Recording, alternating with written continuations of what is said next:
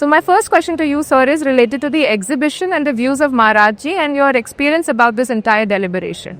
So I think Maharajji is right when he said, that we need to look at the world as one family, Vasudhaiva Kutumbakam. At a time when the humanity is undergoing a lot of stress, both in terms of conflict as well as suffering, I think we have to look at the world as a family, and we have to take steps to really address those sufferings. When it comes to exhibition, I think the way it has been conceptualized and the way it has been visualized, I think it's fantastic.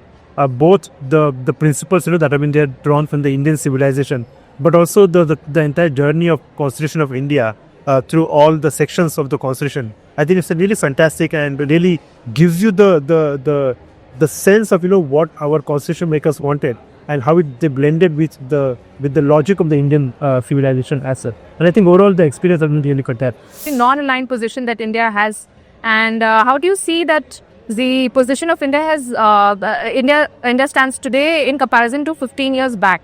How do you see that we have improved globally in putting our stand forward and in negotiating our interests as such? So I would say that the non-aligned position has essentially evolved into what we call as the strategic autonomous, which is the side that rather than being part of any of the bloc, we would rather extend the support based on the issue as it affects our own national security and national interest. I think that's what the consideration is in terms of strategic autonomy.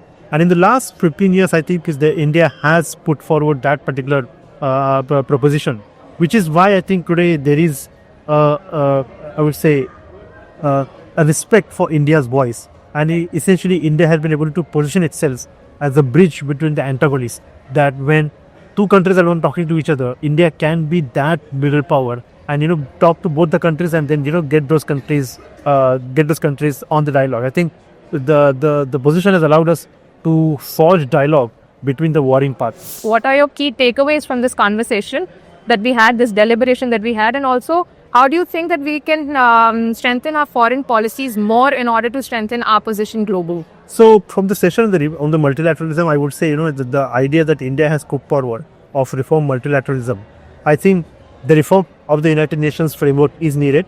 That reform cannot be piecemeal, it has to be a comprehensive reform. So all the institutions which do not represent the current realities, they have to undergo a change. But also that the reform has to be in a time-bound manner. It cannot be that we keep talking about these reforms for the last 4 decades or 5 decades. So I think that has to be there in a timely manner.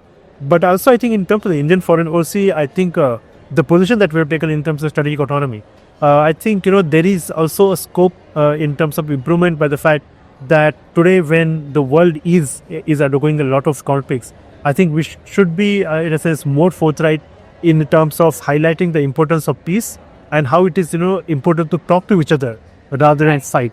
Absolutely, sir. Thank you so much.